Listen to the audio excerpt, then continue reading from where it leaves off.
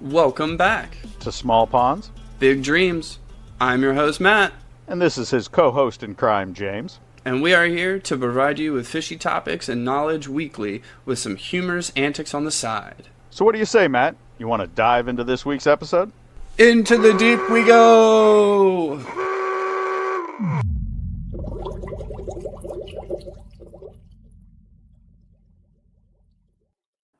What is up, pond hoppers? Wow. I can't believe we didn't even practice that. didn't even practice that.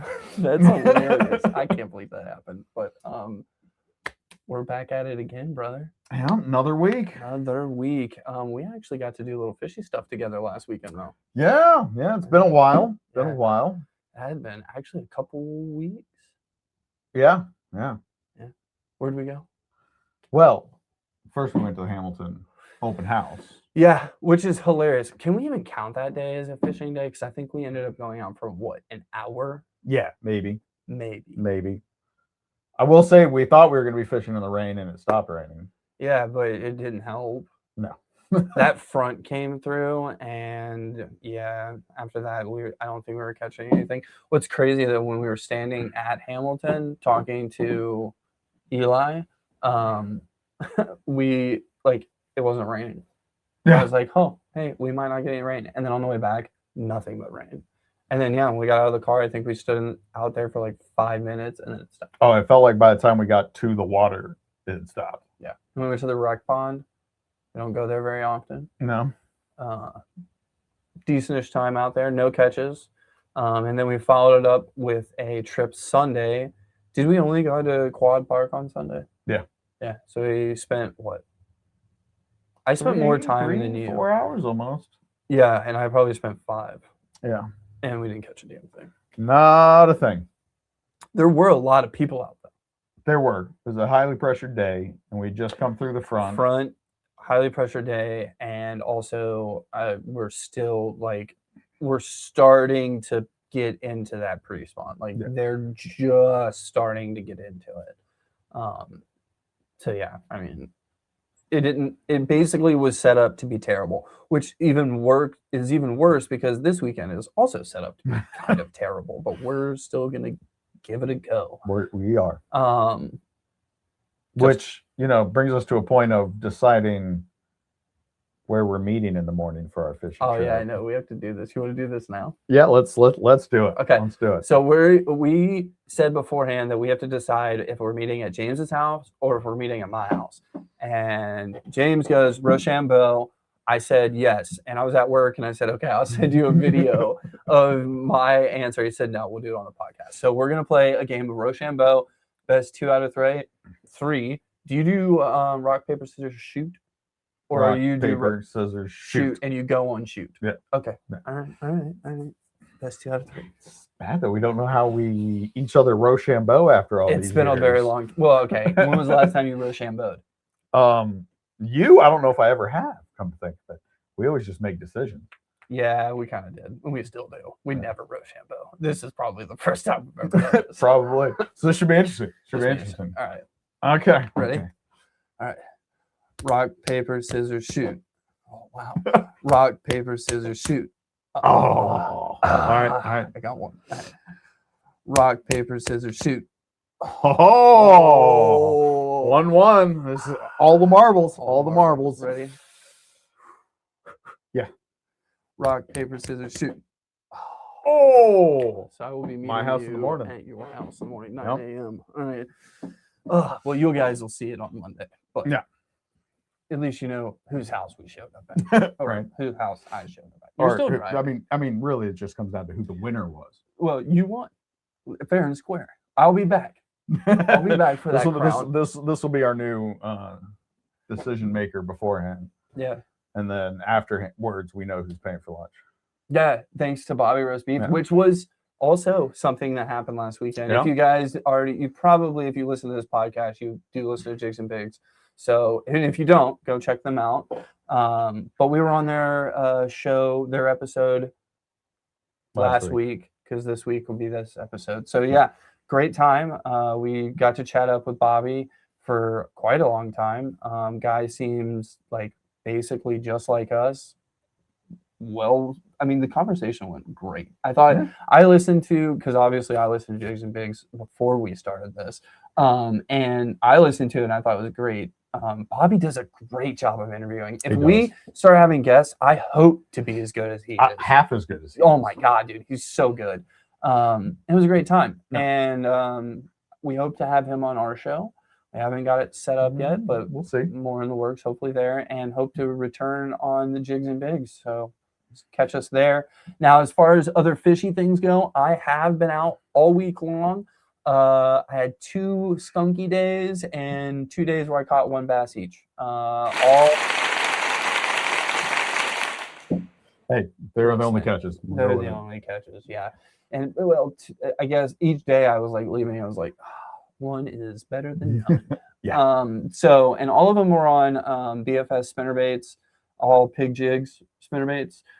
Which, by the way, there's 2 of them. One's a BFS spinnerbait, and it's at an 1/8, and then there's a bigger one, and that's the torpedo, I'm pretty sure. I like the torpedo a little bit more. I'm working on the BFS. I do know that the BFS one has gotten me more bites, but I think the torpedo, once I get more colors, it'll be the more producer. Other than that, man, not much fishy stuff. I've kind of been organizing some tackle, setting up each bag for each scenario, which is only 3 really, and just kind of like I'm at that unfortunate point where there's so many things I want to throw, I don't know what to throw. Yeah, you got to limit what you take. Yeah, I heard that recently. Yeah. Good information from somebody, Eli. Yep. Eli said that. Yeah, but see, I think Eli was right. I agree, but I think you can also do the same by the mentality of I'm sticking to what I have on. Depends on your willpower. Yeah. But then again, then you start sliding into James' realm where you're force feeding. So it almost is better to like have a little rotational. Yeah. I think what it is I'm going to stick to like 2 options for, a retrieve, meaning like maybe I'll throw a spinnerbait and a swim bait, right? That's all I'm throwing. And then if I want to throw finesse, maybe all I'm throwing is a Nico rig and a drop shot. So that day, that's all I'm throwing, right? Maybe the next time I go out, all I'm throwing is a free rig or a Ned rig. Like just kind of switch those days up and kind of make it easier. Obviously, until you get bit. You get bit on something and you start getting a pattern going, obviously, whatever it is, stick with it. But yeah, dude, nothing really else fishy going on. We're gonna go out this weekend. Yeah, obviously tomorrow morning. Tomorrow morning, yeah. See if It's we can coming. put hurting on them. It's coming, boys. The ramp up is coming. I cannot wait. But we'll get into that later. I think we'll shift on over. Where are we going to next, James? Next would be the good old Donk Express. Oh, that's right. You don't have nothing though, right? I got a spool of line and lined one of my bait casters for the year. That was my fishy for Donk Express this week. That's the line he put on his bait caster. You got it upside down, but oh no, you got it right side up. Is it right side? Yep, you're right. It's just flipped because of the camera. Yeah. But they'll see it the correct way. I love Seaguar, but I've never used this particular one. So Neither it'll did be interesting. Thought I'd splurge a little more expensive than the Seaguar Red Label I usually get. So I have a few things coming still through the Donk Express. I wanted to say during this segment, I want the listeners to know this segment will be coming to a close soon. Well, it's just because sporadic. During the winter season, me and James have a tendency to buy newer things and things that we want to try. And then through the season, what you will see is we kind of just restock on the things that we are using consistently and getting results on. Yeah. So it's like, why would we continue doing the Donk Express when we're just going to be like, hey guys, we got 4 more packs of the Bellows Gill in this color. We got the Q-bombs in this color. So it's just going to get repetitive. So all of like the fun new things are kind of going to come to an end. I think what we'll do is if anything else new does come in on our doorsteps, we'll make sure to bring them in. It may not be full enough to make a Donk Express fully. Might be the Pony Express. The Pony Express. but you'll at least still see it. I The just Dink wanted, Express. I just want the listeners to know the Donk Express is coming to an end. And I Yeah. like Dink Express. Yeah. That'll probably be what it is. So 8 packet of baits. the first package I got actually came last week during recording. Like it showed up the night of recording. So that's why I didn't have it last time. But it is actually something. I got the original pack from Dark Horse Tackle when we seen their booth at the Columbus Fishing Expo. And I kind of was intrigued. So I went ahead and placed a purchase on the actual bait maker's website, which is WM Bayou. So the first thing I got was I needed a second pack of the things. I already had one, and I needed a second color. This is their, I think it was like, it's like a motor oil color with blue and black flakes, or green and black flakes, one of the two. It looks blue from here. I love the packaging. Also love the name. So far I haven't been bid on these, but I had one out the other day. It was good. I liked the way it looked. But the other thing that really caught my eye was the BFS things, which if you follow Small Ponds, Big Dreams, which we know you do, you saw it on our story a couple days ago. These are actually in the honey color. I have 2 packs. The other pack's already in my BFS bag, so I don't have them with me, but it's just the same color that I got that one, the big one in, just in the small one. But the honey, as you guys see, it's like a gold, yellowy. It's basically, I think it's clear and gold flakes. Clear plastic gold flakes, but I really think this is. I'll do good in this pre-spawn. Yeah, I think it's going to do great in the pre-spawn. I don't know if this is like made out of like floating plastic or anything, but I'm thinking free rig. I'm thinking Ned rig. Yeah. And I'm also thinking maybe BFS chatterbait trailer. Oh yeah, drop shot too. He shows on his Instagram drop shotting it too. I think a free rig would work really well. You get the small EWG hook and use that, or the way we're going to be doing the free rig on that we've been talking about with the drop shot hooks. I think that might play into a factor as well. And then the last thing I ordered, now there's another pack of baits in here after this because he gave me a free pack of baits. Really? I don't know if it was meant. He didn't leave a note or anything. I'm going to assume he meant to do it, but I think his name's Bill. Bill over at WM Bayou, if you do listen, I appreciate you for the free one. And also, I'm super excited for all these baits. Also, buddy, dude, garlic, holy smokes. You could choke them. Oh, my gosh. The fish, oh, they like garlic. Oh, boy. But this is his Bone Thug. And the color is what got me. And it's like this, it's pink and white and with like silver flakes in it. And, dude, the eye. Look at the eye on it. I gotta see that. Oh, Don't get it too close to your face. You'll smell it. Oh, I can smell it. I know that smell. Oh, yeah. Oh, from the bait making days. But hey, dude, garlic works. And I appreciate somebody that puts a good amount of scent on it. It's got a belly slot in it. So you know your boy's rocking. It says A.dot BKK Titan Rider. So that's exactly what I have in the mail for these, which is also going to go on another bait that's in the mail. But you guys will hear about that in the Donk Express probably next week. Yeah, these look sick. I'm ready to get these out. These will probably be on my swim bait rod here very, very, very shortly. Especially with a lot of rain we're getting. Muddy waters. I think this pink and white will be pretty nice. So yeah, I'm excited for those. And then for the freebie, he gave me, it's called the Free Fall Fry. And it's called the show color. I know he did the Houston Fishing Expo. So I'm assuming that's where he got this color from. Looks like just like a, almost like a fluke style with like a flat tail that's like, almost like a wedge tail, slight wedge tail. Looks like a perfect drop shot bait. You might even be able to use this on a ball head. Yeah, super cool. Nice like blue, silver flake. No, it's more like a silver shimmer. Yeah, like a cleary blue. Yeah, I think it's gonna be sick. Oh yeah, those are. Yeah, I like that tail. I'm interested. Yeah, I'd throw that on a ball head in the creek. that's what I'm thinking. I think it's gonna have. You could probably swim this and give it a slight wobble to it. Free Fall Fry. All right.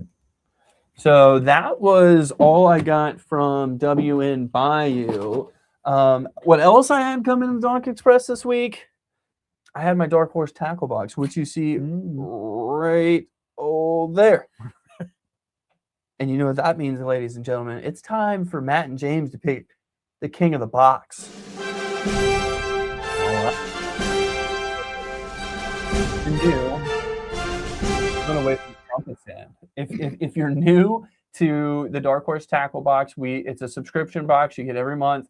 I am a subscriber to it. They also have the dabble pack, which he should subscribe to. But me and James pick our pick. It's basically we have no idea how well the bait is going to perform, but it's what we are most intrigued, most excited for, and quite frankly, the first thing that'll probably get tied on and thrown. Yeah. And that's how we're measuring the king of the box. This month's box is a good box. It is a really good box. We will not, on this channel, we will never spoil the entire box. I want it to still be, I know Dark Horse puts out a video where you can see the entirety box on YouTube, but I don't want to spoil anything. I love having to open it up and be kind of surprised. So we're not going to spoil all of the box. You will just get spoiled the king of the box, which watch out. Sometimes it's going to be their perfect pairing, they call it. And that might give up a good chunk of the box. But this week, it is not the perfect pairing. No. It is not the perfect pairing. I will say, without giving away, I do like the perfect pairing, though. Oh, no. The perfect pairing is amazing. Yeah. It is amazing. Amazing. You'll see more of the perfect pairing, hopefully. Possibly. To come, hopefully. Check it back. Check back. But we had to give it to the G-Rat Executioner Top Hook swim baits. These look amazing. And as you can see, one is missing. And that's because it is already on my rod. It would have already been out in the water today. However, it's blowing out there today, ladies and gentlemen. I'm talking like 40-mile-an-hour winds out there. Like, Dorothy, you better watch out. It ain't in Kansas anymore. So the color is Dirty Hitch. This is a 1 3/4 ounce pre-rig swim bait by G-Rat. G-Rat's coming up there for me right now. There's a lot of stuff I'm taking a look at from them, and I'm liking what I see. And this was one of them. So to get this in the box, I was super excited.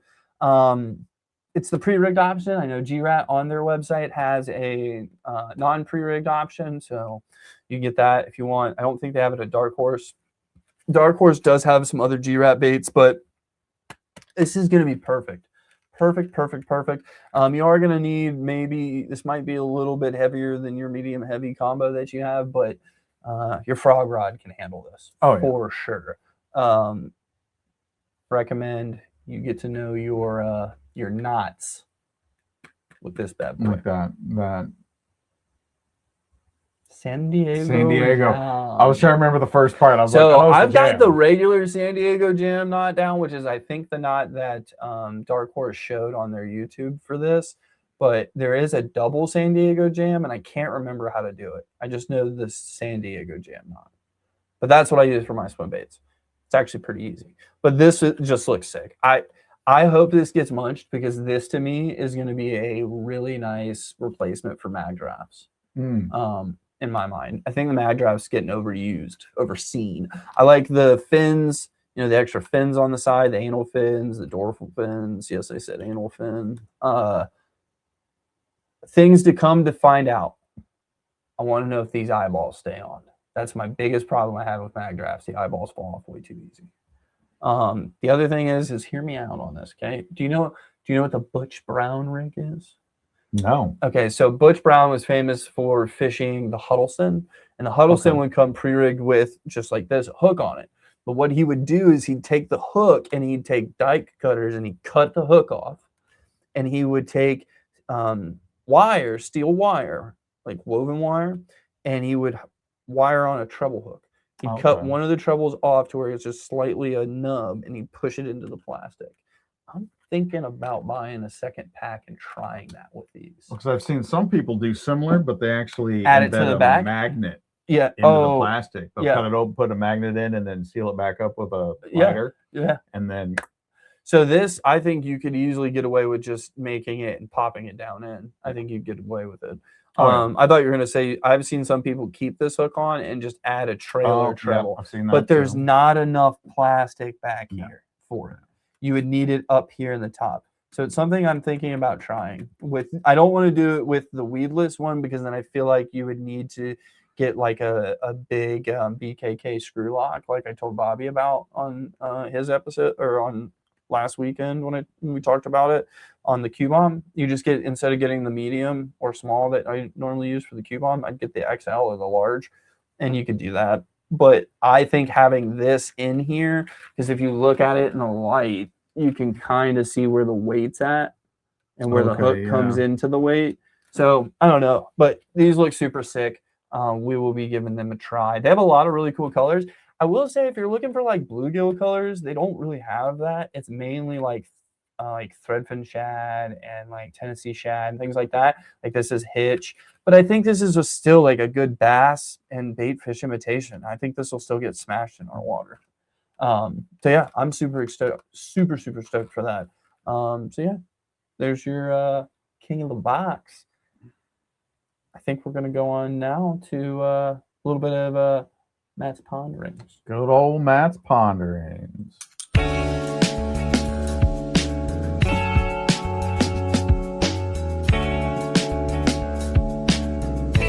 Oh, great.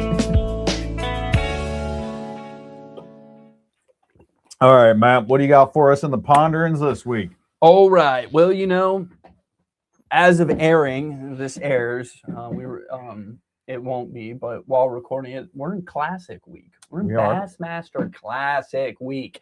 So I have to start out with, who are your picks for the Classic? And the reason I say picks is because a lot of podcasts I've been listening to, they're kind of breaking it down to the young guys versus, no offense, the old guys. I'm not trying to hate on your age. I'm just saying that's what they're putting it as. And I really think it's that forward-facing group versus that non-forward-facing group. Not saying that they don't know how to do it, but that's how they're categorized. Who you picking? So I don't follow professional bass fishing much at all. And I did look over the list of who was in the Classic this year. And honestly, didn't really know any of them. But did a little reading. And I will say my young pick is Trey McKinney. Okay, very good Had choice. some Very good winnings choice. recently, having a great early career. So I think that's honestly my overall. But for the how do I want to put it? The not old but older gentleman. Mm-hmm. My pick is going to be Bill Lowen. Oh yeah, Mr. Lowen himself. And mostly because it's the only name I recognize. I think those are good contenders. I think Bill is a great fisherman, real good shallow fisherman. I think that Muddy Water on the one lake, I can't remember which one on what side, but he can have some potential there. They going in and talking about mixed bag, it being smallmouth and largemouth to win it. I still think Bill can pull it off with largies. Trey is a great choice on the youngs. I mean, man is runner-up to AOI for the last 2 years. He's won, I think, 1 or 2 blue trophies on the Elite Series now. I mean, Trey is a great scoping fisherman. He's a good fisherman. So I think you have some. I think you got some good picks for not knowing much. I follow, but I don't follow that much. I watched Bassmaster since I was a little kid. Used to watch with my dad. I like MLF a little bit more just because I like their rules and how they do their fishing. I like how they score instead of, best 5. It's every fish above a certain limit counts. And I just think that it's better for the conservation of the fish. But I still love me a Bassmaster Classic, and I still do watch Bassmaster. So my pick, my young gun pick, I got to go Fisher and Naya, man. This guy is a force to be reckoned with. Just joined the elites. Within the very first few tournaments he's in, already wins himself a blue trophy. In contention already for AOI this year. first classic he's ever been to. Also, we haven't seen a first-time classic attendee win a classic in quite some time, and there's not even a record for how many. Like, there's a small record for how many that really is. And I think he's the best scoper in the field right now, if you want to classify him. And he's, I mean, right next to him is Easton. I mean, they are just Easton Fothergill, and to me was going to be my pick because I would love to see him win again. But just watching Fisher Anaya and listening to him on some podcasts, I really think Fisher Little Gill is going to just absolutely take. I'm going to call it on this podcast. And when it comes to reality, when we're big shot podcasters, everybody knows us. They're going to go back to this episode because this is where I'm calling it. Fisher Anaya will be the next KVD. Okay. 100%. Like, I watched something today where KVD's like, you know, he's got 25 trophies. No one's ever going to beat that. He's got 5 classic trophies. Nobody's going to beat that. I'm telling you right now, Fisher Anaya is gunning for every single one of those achievements, and he is going to just start chicking them off the box. And I'm calling it now. I mean, it kind of is in his name. I know, exactly. Yeah. And, you know, one of his mentors is, I just had his name, man. Oh, good old Southern boy. And he's been in it for a while. Oh, my goodness. I'm not going to remember his name. I'm not going to be much help. Man, that one's going to kick. That one's going to make me mad. I can't think of his name, but we're going to move on. My old guy pick, and this isn't an old guy. It's just somebody that I like as a fisherman, comes from what I hail as the motherland. And I just would love to see win a classic, and that's Seth Fighter. Okay. I would love to see Seth win. I think he's been, I think, to a couple classics now. And I think he's just like a sneaky little unsung fisherman. And I love that he's just out there ripping darts, just fishing his ass off, yelling and cussing when he wants to. And he's from Minnesota. So, I mean, come on. Hails from the motherlands. So I absolutely love it.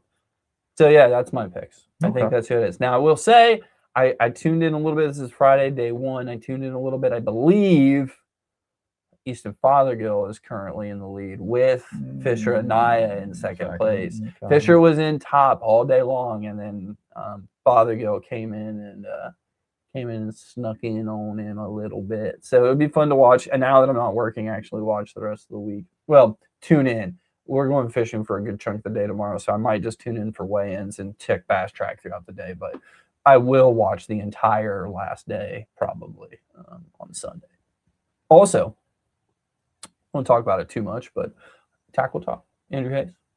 He's one of the announcers there again this year. Oh, really? Yeah, he was there last year. I saw him on the live while I was watching a little bit today. So that's pretty cool. But yeah, I think that's my shout outs to win the classic. It'll be super cool for us to actually listen to the podcast Monday and see who was right, or if we were even close, or if anyone, you know, see what it is. What do you think the largest bass of the tournament, I will tell you right now, currently is 5 pounds. It's like 5 and some change. I think, and I'll tell you this too. There was a angler who I believe is the one guy who's from Ohio, which I should have called him out. I think his name, Hamilton called him out. It's like Matt something, I think. Okay. Matty Arwine? No, that's Marshall's last name. It's Matt A or something. You just look through the list. I think you would have remembered it. But he's from Ohio. 53 names. I know. But he's from Ohio. Anyway, he caught a 10-pounder in practice. Really? Yeah. So that gives you the magnitude of what's there. Now, again, that doesn't signify it. I think we're talking high 7. Now, I was going to go realistic with a 7.2. Okay. I'm going high 7. So like a 7.10, a 7.11. Somewhere around there is what I'm calling is large bass. So it'd be cool. I mean, it'd be cool to see what it is. So that was something I was thinking about a lot this week. And then it started making me think about when I heard about that guy catching the 10-pounder and breaking his PB. I also saw a video of Mark Daniels Jr. broke his PB recently I think it was during practice, not during an actual tournament. So it brought me up to the next Matts PONDerings, which is, if you could choose your PB lure, what would it be, and what are your current PBs and PB lures. And I thought that would be cool to have on here because, we're going to announce to you guys when our PBs change. Yeah. So it's going to be like always, like a catalog, if you will, or an archive of all of our catches and all of our PB lures and PBs. So I thought it'd be cool to get a starting point. We've probably said it somewhere before, but I think it was a cool thought. Okay. Yeah. So current PBs. Yes. My largie, unweighed or measured, we're guesstimating with an educated guess Pretty educated. of like three and a quarter. We put it like mid threes. Yeah. Caught on a swim jig with a crawl trailer. Nice. Alabama crawl. Which was a Crush City cleanup crawl. It was. And it was on a Evergreen swim jig, I think. Yeah, I I lost think it is after that. was an evergreen swim jig.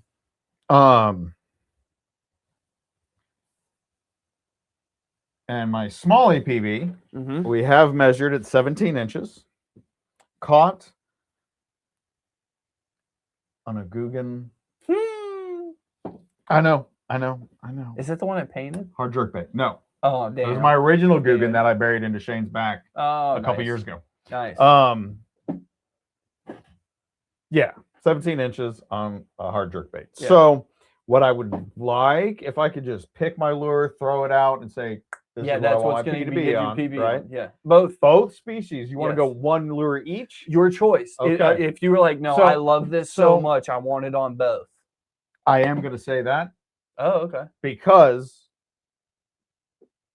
I originally would have said hard jerkbait right now. Yeah. Because that's what I'm vibing to at the moment. But if I really dug into my heart, I'm going to have to say a chatterbait. Really? Which one though? Oh, if I Evo tungsten. Oh, okay. Your Like choice. overall, probably in a gill pattern of some sort. If I had to choose a color, but probably not, because I know it will catch a smallie and it will catch a largie just fine. And I setting the hook. Yeah. Compared to the jerkbait. Yeah. And I mean, I have fun fishing both, but the chatterbait still wins over in my heart right now. All right. I guess I could have seen that one coming. Yeah. How about you? My PBs are, none of them are weighed, but all of them are captured in length. I can sit here and speculate weight all you want, but facts of length are there. So my largemouth is 19 and a quarter, and my smallmouth is right on 19. Smallmouth was caught on a football head Ned. I think that one was the 3/16 ounce with a Imakamushi 60 millimeter Scumpernog elastomer version on that jig head. So that was what the smallmouth one is. The largemouth is on a Q-bomb in the green pumpkin white, I call it. I don't know the real name for it, but it's like the one that's green pumpkin with like the green pumpkin hairs with the white hairs, and the ball itself is green pumpkin with blue flakes in it. That Nico rigged with a weight and a rattle in it. The one they call the green pumpkin clear? Yes, I'm pretty sure that's the one they call it. So that's what the largemouth one was caught on. I'm really currently kind of content with what they're on, but if I had my choice, you already know where I'm going. I don't know. This could go one of two ways in my head. I know. So I'm trying to see which way it ends up. But I think I know. Very interesting, isn't it? Well, at least category bait. I'm not sure which one. You can catch it. So I would love to catch my PB largemouth. Ready for this? Mm-hmm. I'd love to catch it on the G Crazy. Oh, okay. Okay. That actually was not one of the two I was thinking. I know, because I know what you were thinking. And I know what you were thinking. So karate chop me over here. No, I wanted to choose probably what you were thinking, but I think realistically what I could accomplish, and I want it to be accomplishable. And I think that is the G Crazy, because I've already got some dinkadoos on it, so I know a big fish could eat it. And it's just that, like, that lure is like, especially now with gonna be using on BFS, you have to set the hook so much differently. You have to like really catch that slack and reel them in and use the pressure of your rod. You're not really like, setting the hook. So I think that would be, I just think it'd be a fun fight. Light line, all that fun stuff, super big fish, all that fun stuff. Because your largemouth, you can get to higher weights. But the smallmouth, if I had my choice, I would like to catch my PB smallmouth on a glide bait. And I know that's where you knew it was coming. But which glide bait? Oh man. It's a toss-up. Okay? It's a toss-up. Realistically, the stray shad. The pink and black stray shad that I have from Dropout Supply. Realistically, shout out Dropout Supply. Because it's 4 inches, 5 inches, which is to me a bigger smallmouth meal than what I would want to catch it on, which would be a 7-inch Metro glide in winter. That's what I expected. Your large. So I knew you would expect my largemouth to be on that. But see, this is the thing I think of. I think I'm gonna have, like, I know I'm gonna say this, and it's probably gonna, someone in the comments or someone somewhere, it might tick off, or maybe I'd be me eat my own words like spaghetti. But I think it's gonna take a while for me to catch something on that. Okay, but your question wasn't what you think it's going to be on. It's what I want. If you could choose it, what I want it to be on. I still wanted it to be on the G Crazy. Yeah, I can understand that for you. I really do. Because I seriously thought the Metro for a very long time, and then my mind was like, wait a minute though, G Crazy. That would be sick. That would be sick. So I'm going G Crazy. All right. And then it's either Metro. I'll just say Metro I'm gonna say Metro then. If it's my choice, Metro glide on the smallmouth. Could you imagine catching a smallie on the? I'm gonna try. See, you can do it. You can do it. Maybe not in our river, but no, you can. Oh, yeah. I've watched Ryan Dahl do it. I've watched Andrew Hayes do it. I mean, it can be done. But Matt's over here like burning that sucker in. It's like, don't let a treble hook touch anything. You know what I mean? Like, that's $150 running through the damn water. But I think that would be. But I will still say what I said. I will still agree with what I said. I still think the stray shad, or like the Depths 115, or the Artisan Gill, like those are going to be more realistically what I will fish for smallmouth. Yeah, I might one day get just a wild hair in the ass and throw the Metro glide just for shits and pickles. You know, I will help you with that. I will definitely encourage that wild hair. Oh, well, yeah, because the content when I lose that sucker is going to be gold. And not to mention, now, if I can get you to throw that all day, I have a better chance of you buying lunch. It's not as funny as when we were fishing. Me buying lunch. Shit. It's not as funny as when we were fishing quad on Sunday, and I looked at you and I was like, those people across the way catch a fish in the area we were just in. I'm eating my whole combo in water. Not even 15 minutes later, that girl caught a fish. You looked at me and was like, well, the combo is still dry. I was like, dude, you really thought I was going to throw that in a fucking water, dude? You're crazy. Oh, You're crazy. I mean, you weren't angry enough. No, true. Dude. That ground addict coming. Oh man, I wish was the recorder still recording at that time? Damn, I wish it was. I mean, yours might have been, but I don't think I caught it. I don't think you caught it. All right. Well, there's your PBs, the PB thoughts and the ponderings. The other pondering became afterwards, after thinking about PB lures, all that fun jazz. I started thinking to myself, what do you think is the most fish catchiest lure of all time? And will there be anything else that will ever break that? I'll give you mine if it makes it easier for you. So I haven't been in fishing a long time. I don't know a lot of the trends from before per se. Yeah. But I would probably go so far as just saying the simple Senko. Just because it's been around. They fish it different ways. I bet you the spinnerbait's been around longer than Senko. You think? Yeah. Yeah, I guess. Man. I'm See, thinking- I don't I know think these so. things that well. I mean, I don't know the greatest, but I'm going to tell you, I think like your 3 that catch the most, Senko's definitely up there. I think spinnerbait or chatterbait, vice versa, one of the two. Now, chatterbait's not been around as long as the spinnerbait Yeah. has, but I think the popularity of it is so broad that I think those two are just, one of those is definitely it. Is the third one a crankbait? Honestly, I think the third one might be a jerkbait.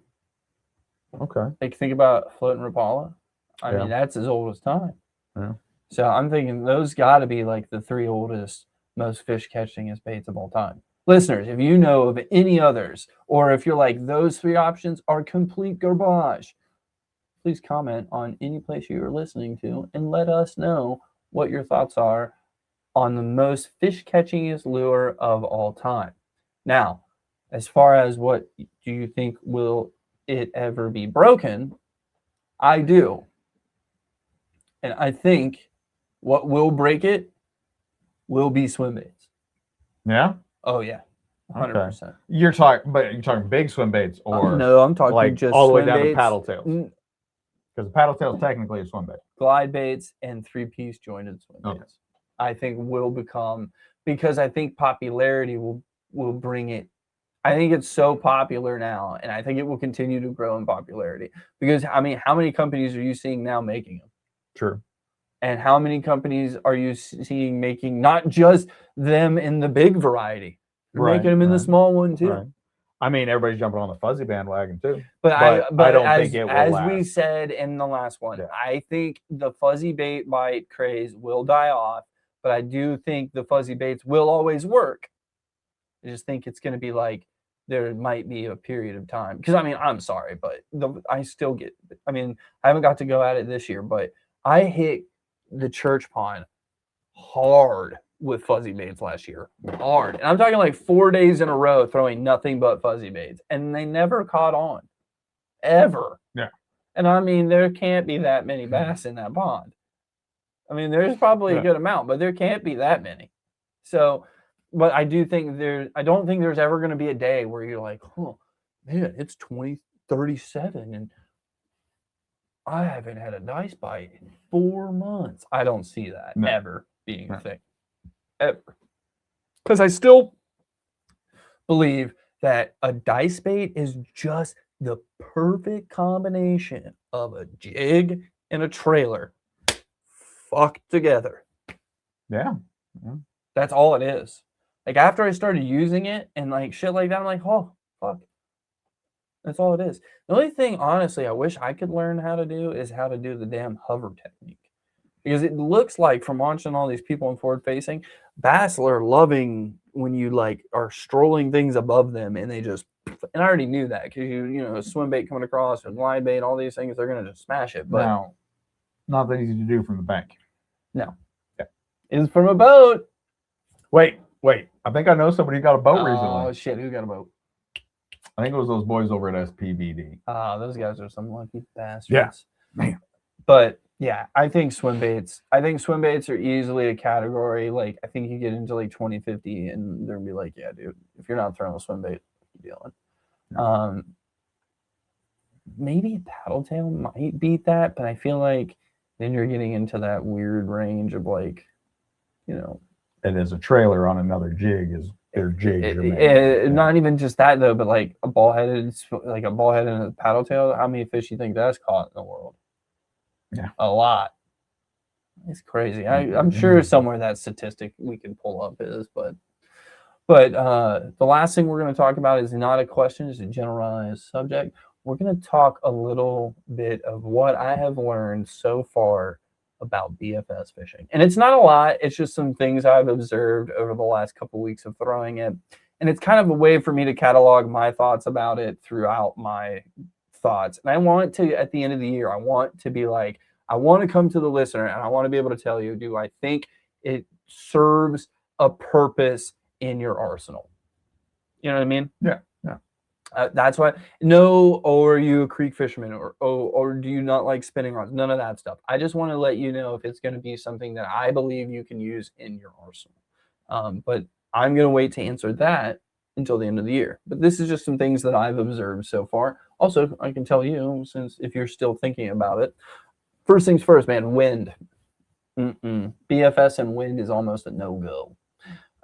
It just depends on what you're throwing, really. But I started out the other day with like 15-mile-an-hour wind, and I was throwing an 1/8 ounce chatterbait, or like vibrating jig, a elated jig, and yeah, dude, I was everywhere, which makes sense. Now, what I will say is I could still feel everything, which was nice.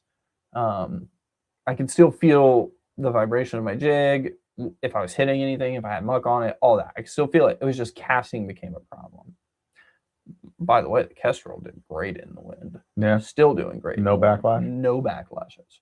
I don't know if that's because I'm using braid. I'm still hesitant to get to the all fluoro, but it's coming. It's coming.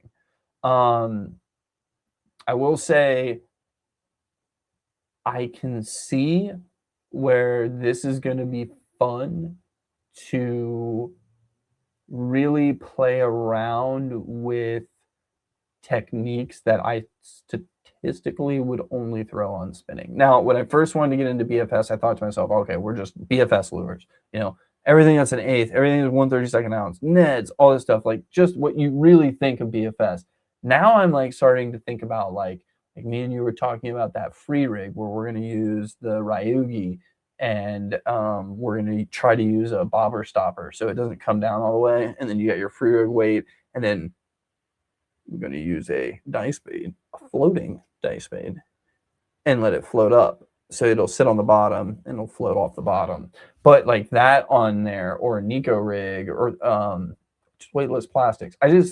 I'm starting to see more and more of where this is going to be pulled out more than I thought it would. So far, let me ask you. Yeah, go ahead. I wanted this to be you kind of mentioned it a little bit. You alluded to it.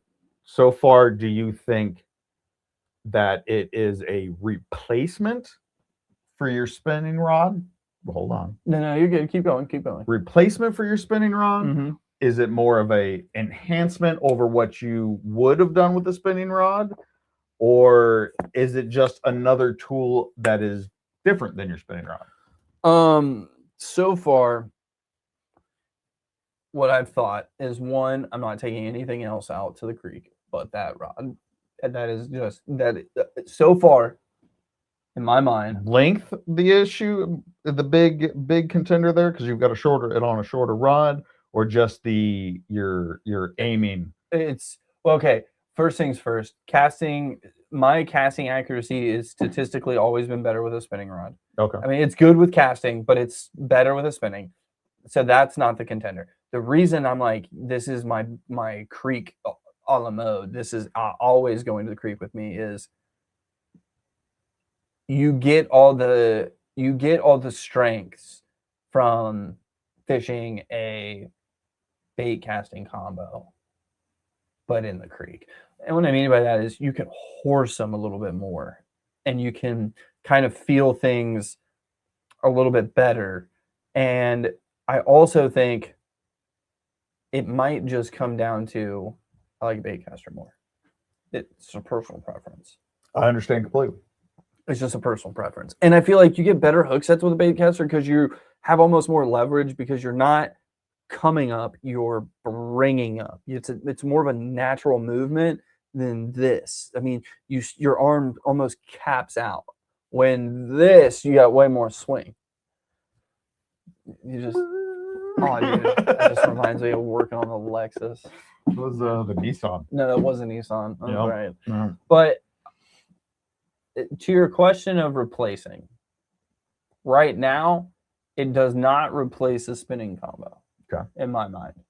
And the only reason being is because a medium spinning combo, you can throw a 1/8 up to like a quarter and past a quarter. Or yeah, you can almost go to you can go to half typically. Yeah. Right? So you have a more wider range of what you can throw. BFS really does have kind of a small range of what you're throwing.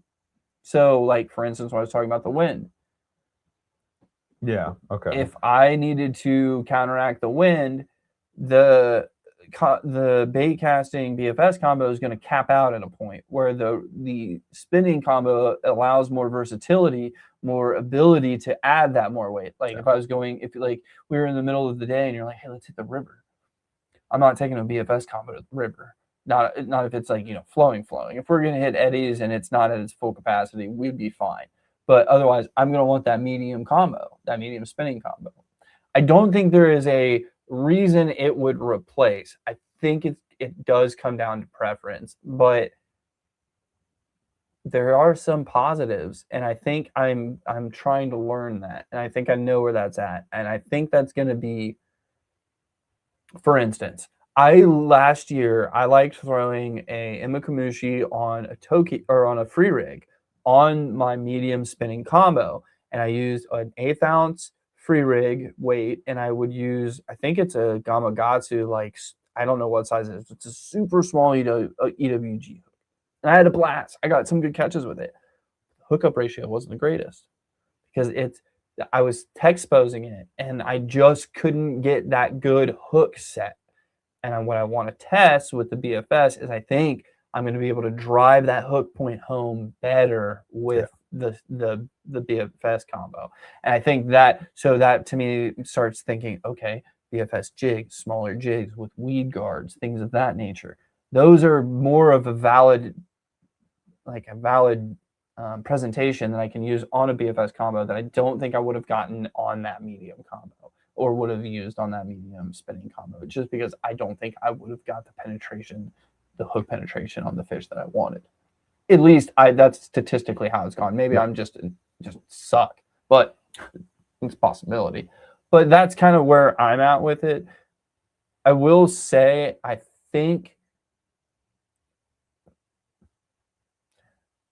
if you want to get into bass fishing and you want to get into baitcaster bass fishing, I almost would say get BFS before anything else.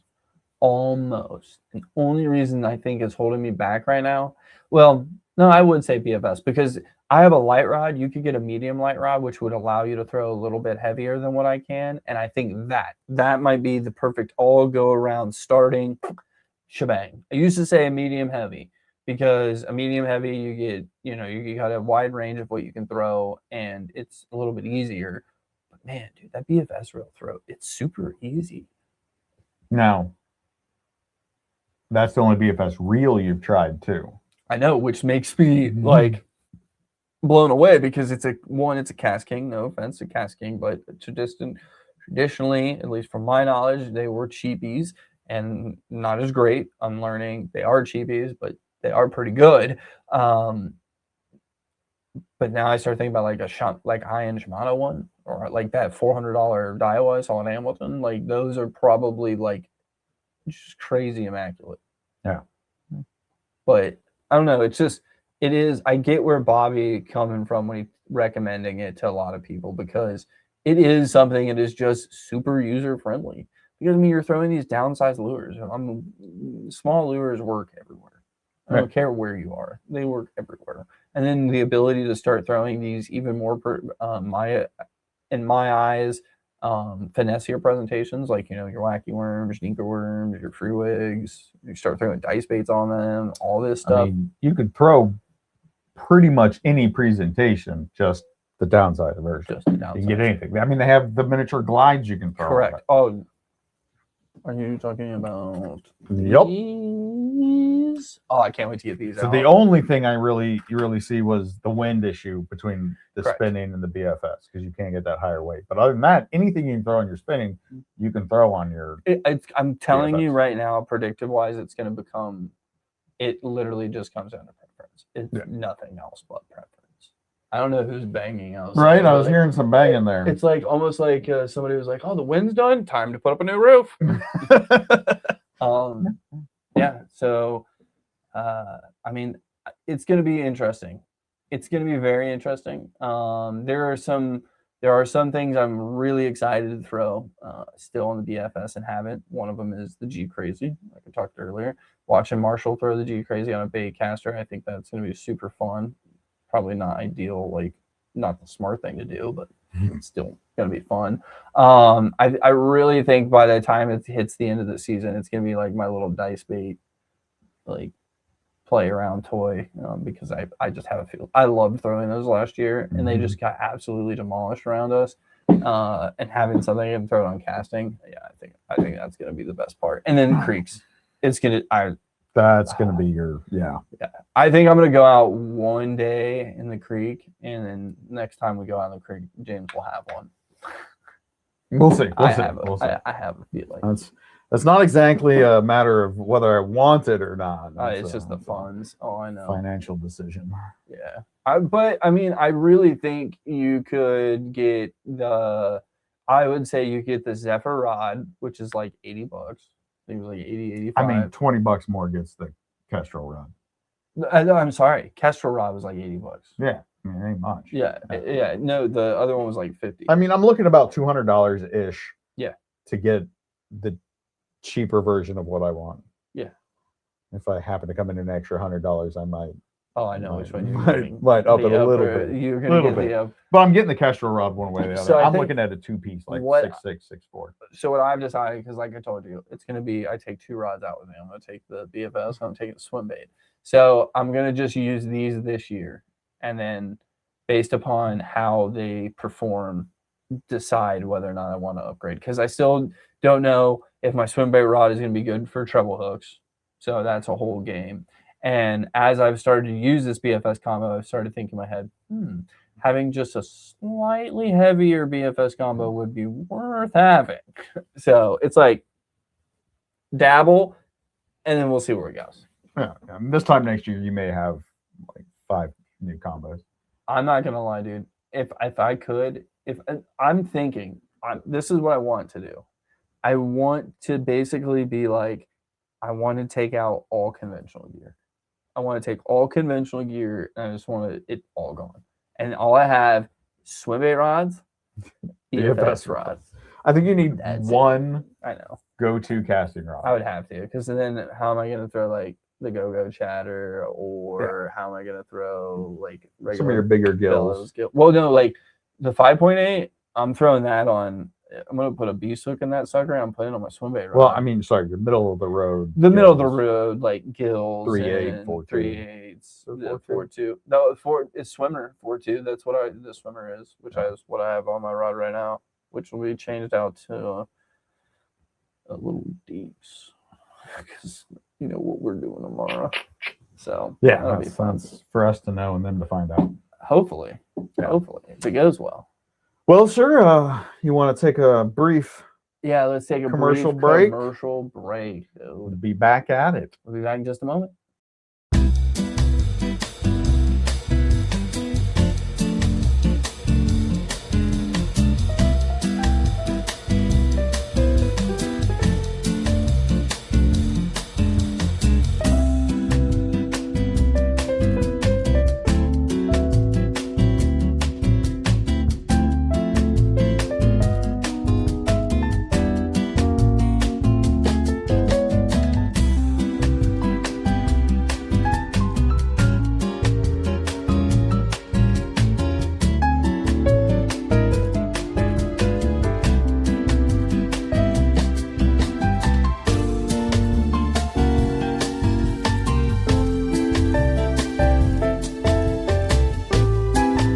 Welcome back.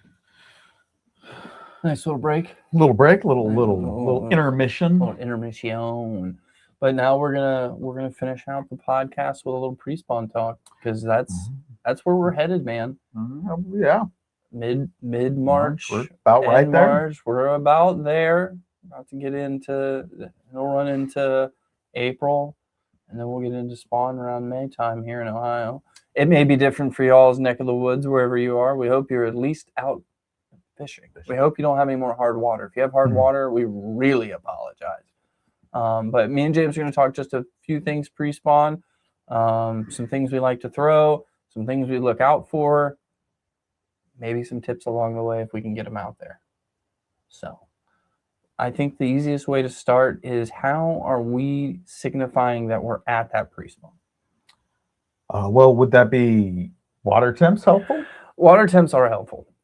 Very, very helpful. However, most of your pond hoppers don't really have access to water temps.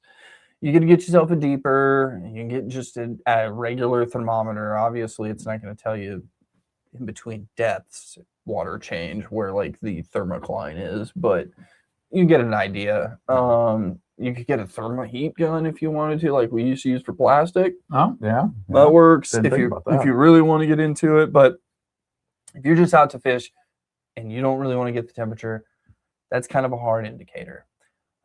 If you are looking at temp, anywhere between 40 and 50, that's when those bass metabolism really start to kind of come back, and they really start moving around and getting hungry again. Maybe feeding more than one time a week or one time a month. Yeah. I mean, on the water temp issue, if you're out fishing before this time and fishing now, you might be able to at least tell by feel that it's warmer than it was before. I used to be a firm believer in just feel your lure. Yeah. If it's cold, it's cold. If it's warm, it's warm. If it's hot, it's hot. Like that was the way I tell, right? And it kind of starts to, but I feel like there's some visuals, you know. I think you start seeing grass grow. Mm-hmm. That's a sign to me that those water temps are starting to warm up. Obviously, any kind of bait fish activity in the shallows, small little, fry. Mm-hmm. Not fry because spawn hasn't happened, but I guess it would just be small minnows or small bait fish. That's a big signifying factor there for me. Another one that I like to pay attention to is the birds. Birds are a really good idea around this time, especially watching where they're feeding. That's kind of a good idea. But starting to see the wildlife come to life, really good sign that you're in pre-spawn. Yeah. Now, as far as where you're going to start targeting them at, kind of hard, especially right now in Ohio. If you're in Ohio, holy shit. It's warm one day, warm for 2 days, cold for 2 days, warm for a day, cold for a day, warm for a day. It's back and forth. So that's really hard. We just hit almost 80 and then last week, and we're about to have a high of like 29 coming up. Yeah, we're getting snow on Monday. Yeah. It was 50, or sorry. Yeah. I think it was in the 60s today. Almost. It was like 58, 59. A couple days ago, we were definitely in the 60s. So it's Friday, 59. Monday, 38. Yeah. 30. Yeah. No, colder than that. Tuesday's 29. Yeah, ridiculous. Yeah. But anyway, so if your country or your state isn't as bipolar as ours is, hopefully you're just getting a nice warm trend. And if that's the case, I like to say don't go super shallow, but you can. I like to stay in that, like, depending on how deep your pond is. If you got like a 6-foot pond, I'd say you're 4 and up. So 4, 3, 2, 1. Those areas of water is where I'm going to really start paying attention a lot. Obviously, if I'm not getting bit there, I'm going to start to think that they're not quite staging up yet. So I'll go back to the deep spots. I will always start out with a moving presentation and then go on to a finesse, or some people like to just call it bottom contact, and moving, however you want to declare it. But I definitely use some sort of bait fish moving presentation first. And that's what I think they're really starting to key in on. That's their big meal before a nice mating session. Nice spawn. Nice spawn, if you will. Nice laying of the eggs. Yes, and then the dropping of the sperm. Yeah. Fun to time. Really romanticize it here. I mean, let's just be honest here. I'm happy I'm a human. And then, I mean, obviously there's no golden rules in fishing. Fishing changes from every day to day, but start throwing you a spinnerbait, start throwing you a chatterbaits, start throwing you some bladed or some vibrating jigs. Chatterbaits? It's getting late, isn't it? Well, I mean, would you say like you starting with those moving baits, right? Yes. Would you aim for the deep and bring it in towards your transition spot to try and get your bait just moving through I'm those always areas. a full believer in you want your bait to come from where you always want your bait to come into the fish, not land in the fish. Well, I mean, at this point, you're But- hoping they're transitioning from the deep. You're correct. I start parallel. I always start parallel, no matter, unless it's winter, I start parallel, always parallel. If I don't get bit parallel, then I'll go straight out, almost like fan cast, right? But I start parallel. If I get bit parallel, I'm going to stick to parallel for predominantly the day. But I feel like that's where your higher percentage areas are because they're starting that move up. They're starting to come up, look for bait, look for bedding areas, things of that nature. And then, like I said, if I don't see them there, I'm not getting any bites there, then I'm going to start to believe that they just haven't, their metabolism hasn't started to kick back in yet. And they're still in their wintering holes or in their wintering areas, not fully transitioned up yet. Sorry, my wife is asking me what I want to eat, so I'm going to answer that real quick. What are some of your personal favorite moving bait presentations in the pre-spawn? So the spinnerbait's always good, but you know me, I'd rather use a chatterbait, and because I get a little more variety in the ways I can fish it. I can do a bottom contact like a jig if I want to, or just do a straight moving presentation. Yeah, and of course the jerkbait. Yeah, I think weightless plastics start to play a key in right around now too. Yeah, especially if you're getting a calmer day. Free rigs can start to work out. That's going to be my trial this year during pre-spawns. See how the dice baits work. We didn't get into dice baits until like summertime last year. So it'll be cool to see how those perform in that time. Yeah, I'm spinnerbait guy. I like a spinnerbait. I also like a weedless swim bait. So like a beast hook with like, right now I'm using the Bellows Gill Swimmer 4.2, but I used to use the 4-inch Mare. I mean, you can get the freestyle mag drafts or the freestyle, they're not called freestyles, but whatever the non-pre-rigged coal shads are. Any boot tail of, well, yes, I mean, the new ones we just showcased are going to be ones we try as well. But I didn't want to give those out yet because we haven't used them. But and then, then go into your finesse. Nico Rig's a good one. Weightless plastic's a good one. Jigs are going to be great too. Swim jig, dude. Swim jig's great around this time of year too. Good little search bait as well, which we got a nice one in last month's Dark Horse Tackle. That was the king of the box. Was the king of the box. We'll see. We'll see if it does, how it does. What are some colors you're looking at? There was something I've heard recently that I want to try this year, and I think is kind of smart. So you know me, I'm a green pumpkin guy lately. That's Yeah. mostly what I throw. I like the natural presentations. Yeah, it's funny because we've kind of flopped. We have flip-flopped on that one a bit. I mean, you always hear, I personally haven't really tested it, but you always hear red in spring. Yeah. So that's where this kind of comes into play with what I was going to say. So Ryan Parker, Dark Horse Tackle, I don't know if he's pro staff or if he's actually like one of the owners now. He's part of Dark Horse Tackle in some way, shape, or form, really in Dark Horse Tackle. And I was listening to one of their lives and they were talking about reactive colors. He talks about reds, oranges, chartreuse. And he says it's not really about imitating anything with that red. It's that reactive color. It's that it's so flashy to their eye. It's such an eye-catchy color that it's just pure reaction. It accelerates that reaction more than a more natural presentation. Similar to the effect of your blades on a spinner. Correct. So I think that it's kind of cool to think of that because this is a more reactive time. So I'm wondering if those colors could become a more of a playing factor. That's why, you went for pink the and full white. pink. Yeah, because he said red. He said, what do you think about pink? He's like, well, pink I clump in with red. Pink, red, orange, all clumped in as a reactive color. And you know me, I'm not much of a pink guy. I think pink's for smallmouth. I've had good luck with smallmouth and pink. I've had very bad luck with largemouth and pink, but oh, dude, the garlic. The garlic, man. I was the like, garlic. at first, I was like, I swear to God, I haven't farted. I promise. I thought that's what it was at first. And then I was like, oh, wait, garlic. So, yeah, that to me, that's going to be my trial this year's reactive. I will tell you in the past, right now it's just bait fish colors, your shads, your bluegills, whatever kind of bait fish that are in your ponds, just start mimicking those. And your green pumpkin's a great bait fish color. You start throwing different flakes in there, you start getting some really good colors you can use for this time of year.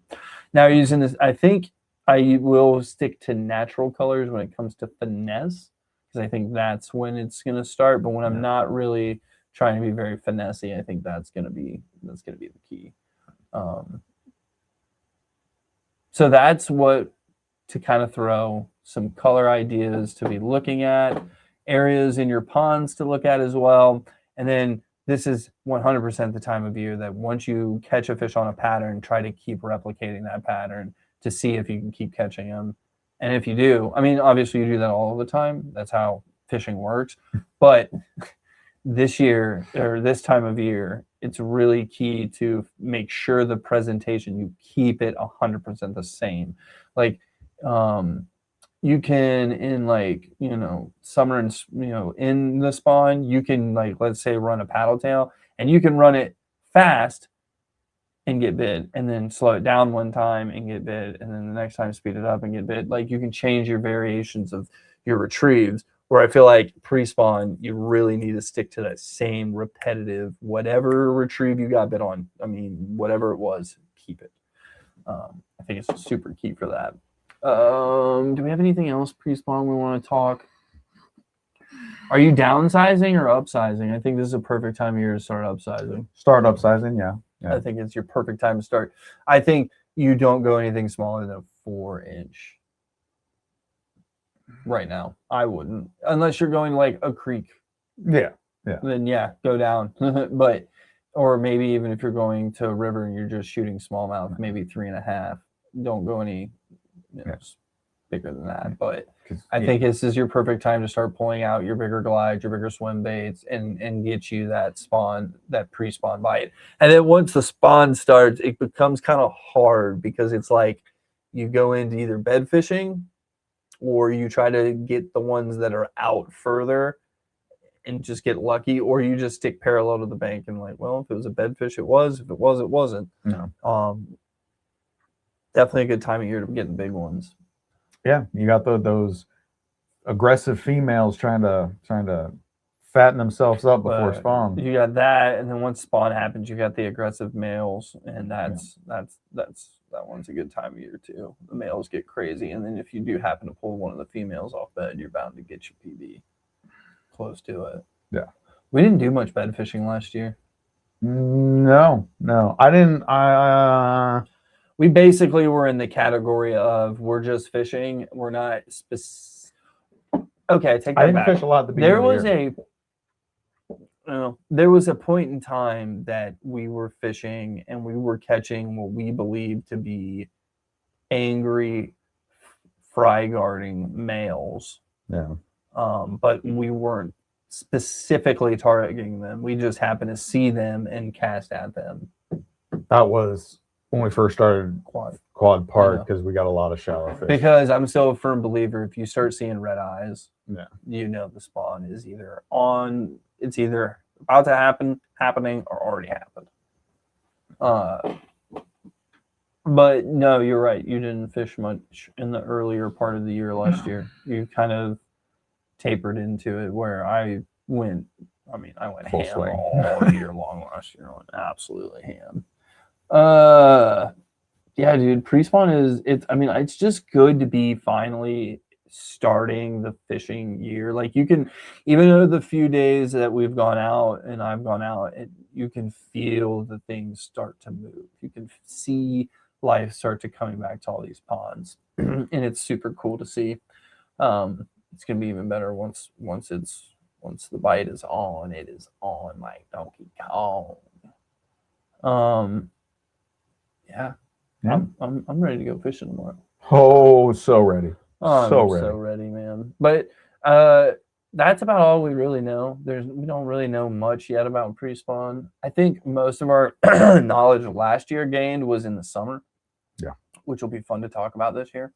Because it's big softy summer and big worm summer this year, baby. That's all I'm throwing. Big worms and big softies. That is all I'm throwing this year. It's gonna be Yeah, big soft worms. That's all I'm throwing this year. Big Big soft soft worms. worms. That's all I'm throwing this year. Well, glad you're warning your wife on this podcast right now. Yeah, I'm just letting her know. Watch out for the big soft worms.